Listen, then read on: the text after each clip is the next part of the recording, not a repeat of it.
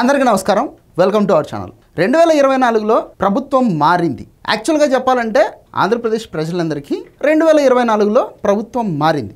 కానీ తెలుగుదేశం పార్టీ కార్యకర్తలు మాత్రం నిజంగానే ప్రభుత్వం మారిందా లేదా ఇంకా వైసీపీ గవర్నమెంటే నడుస్తూ ఉందా అనే డౌట్ అప్పుడప్పుడు వస్తూ ఉంది. దానికి చాలా కారణాలు ఉండొచ్చు.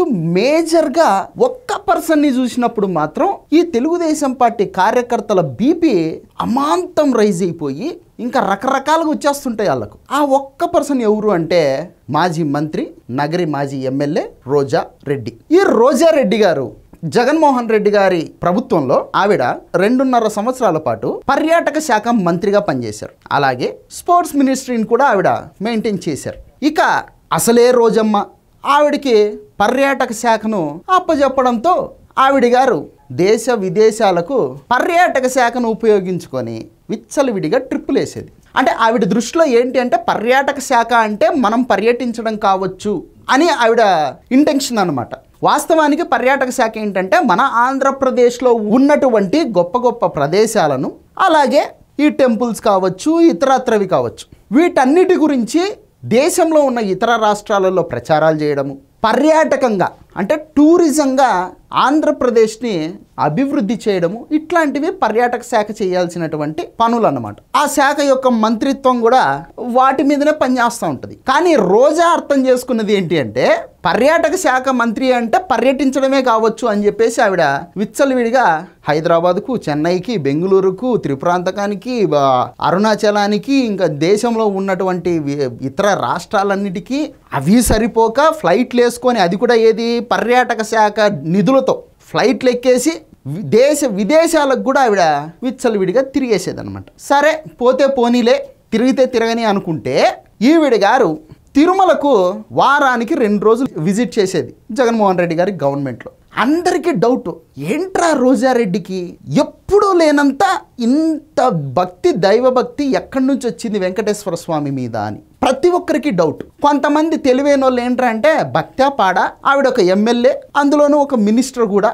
సో విఐపి కోటాలో ఆవిడకి లెటర్లు వస్తాయి. ఆ లెటర్ల మీద ఇంతమందిని తీసుకొని పోవచ్చు, ఒక్కొక్కరి నెత్తి మీద ఇంత వసూలు చేసుకొని దగ్గరుండి మరి ప్రోటోకాల్ దర్శనాలు చేయిస్తుంది, డబ్బులు బాగా సంపాదించుకుంటా ఉంది అని చెప్పేసి కొంతమంది తెలివైన వాళ్ళు ఊహించడం జరిగిందనమాట.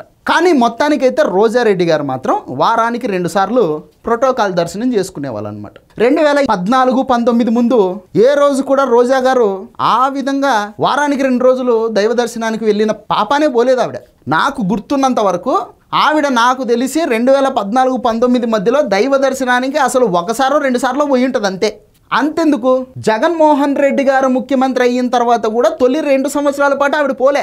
కానీ తనకు మంత్రి పదవి వచ్చినప్పటి నుంచి వారానికి 2 రోజులు వెళ్ళడం మొదలుపెట్టింది ప్రోటోకాల్ దర్శనం. ఈవిడ ఏదో చేస్తుంది, మొత్తానికి ఏం చేస్తుందో తెలియట్లేదు కానీ ఏదో చేస్తుంది. గవర్నమెంట్ మారితే మేడం గారి కహాని మొత్తం బయటకు వస్తుంది అని చెప్పేసి ఓపిక పట్టారు. 2024లో గవర్నమెంట్ మారింది. మారిన తర్వాత మేడం గారి బండారం బయటపడింది. టూరిజం శాఖకు తిరుమల తిరుపతి దేవస్థానం ప్రతి నెల 3,000 టికెట్లను కేటాయిస్తుంది.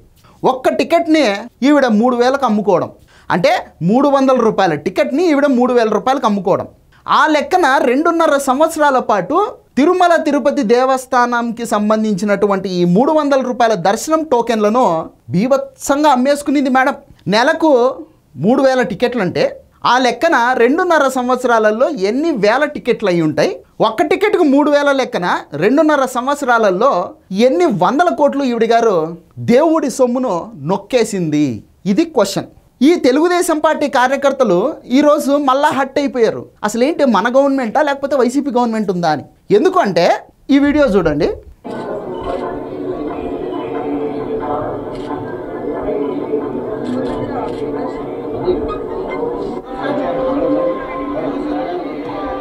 చూశారు కదండి, మేడం రోజారెడ్డి గారు ఇప్పుడు మంత్రి కాదు, మేడం రోజారెడ్డి గారు ఇప్పుడు ఎమ్మెల్యే కాదు, మేడం రోజారెడ్డి గారు ఇప్పుడు ఒక సాధారణ వార్డు మెంబర్ కూడా కాదు, అధికార పార్టీలో అసలే లేరు.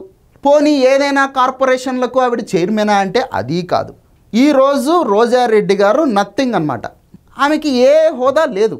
కానీ తిరుమల తిరుపతి దేవస్థానంలో మేడం రోజారెడ్డి గారికి ప్రోటోకాల్ దర్శనం దక్కింది. ప్రోటోకాల్ దర్శనం కేవలం L1 L2 వీళ్ళకు మాత్రమే ఉంటుంది. అంటే గవర్నమెంట్ అఫీషియల్స్కు, ప్రభుత్వంలో ఉన్నటువంటి మంత్రులకు, ముఖ్యమంత్రికి వీళ్ళకు మాత్రమే దక్కేటటువంటి దర్శనం అది. కానీ మేడం గారికి ప్రోటోకాల్ దర్శనం దక్కింది. ఒక సాధారణ వార్డు మెంబర్ కూడా కానటువంటి రోజారెడ్డి గారికి ప్రోటోకాల్ దర్శనం ఎలా దక్కింది? తెలుగుదేశం పార్టీలో, జనసేన పార్టీలో, బీజేపీ పార్టీల్లో ఎమ్మెల్యేలు కూడా ఉన్నారు, వాళ్లకు కూడా దక్కట్లేదు ప్రోటోకాల్ దర్శనాలు. కానీ వైఎస్ఆర్ కాంగ్రెస్ పార్టీ నాయకురాలు ఈరోజు ఒక సాధారణ వార్డు మెంబర్గా కూడా కానటువంటి ఈ రోజారెడ్డి గారికి ప్రోటోకాల్ ఎట్లా దొరికింది? ఇది క్వశ్చన్. బోర్డులో ఇప్పటికీ వైసీపీని గుడ్డిగా ఫాలో అవుతూ వైసీపీ పార్టీకి ఊడిగం చేసేటటువంటి వాళ్ళు విచ్చలవిడిగా ఉన్నారు. మొదట క్లీన్ చేయాల్సింది ట్రస్ట్ బోర్డునే.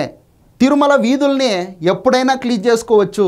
ట్రస్ట్ బోర్డుని క్లీన్ చేస్తే దేవుడి యొక్క పవిత్రత అనేది మనం కాపాడిన వాళ్ళం అవుతాం.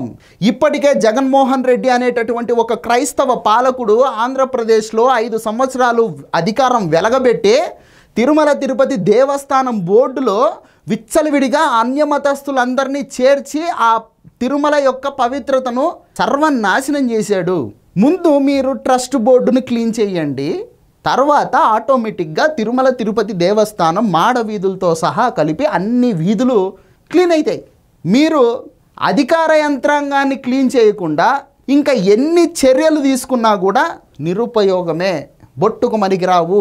నిత్యం ప్రభుత్వం మీద ఇష్టం వచ్చినట్టు, అది అసలు నోరే కాదు డ్రైనేజ్, ఆ డ్రైనేజ్ నోటితో బూతులు తిట్టేటటువంటి ఇట్లాంటి మహిళకు ప్రోటోకాల్ దర్శనాలు ఇస్తున్నారు.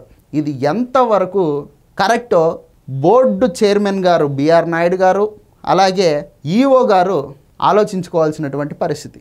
సో ఈ వీడియో మీద మీ అభిప్రాయాలని కామెంట్ రూపంలో తెలియజేయండి. ఇది వీడియో. ఈ వీడియో నచ్చితే లైక్ చేయండి, సబ్స్క్రైబ్ చేయండి, షేర్ చేయడం మాత్రం మర్చిపోవద్దు. Thank you.